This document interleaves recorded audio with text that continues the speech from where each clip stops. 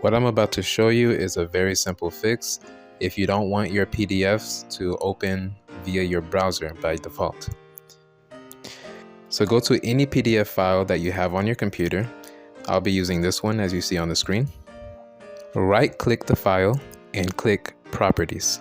Then in the window that shows up, where you see where it says Opens with Microsoft Edge, to the right of that it says Change. You're going to go ahead and click Change. And then you'll have the option to go ahead and change it to another program to open your PDF files. And so I'll go ahead and click Adobe Acrobat DC and then click OK.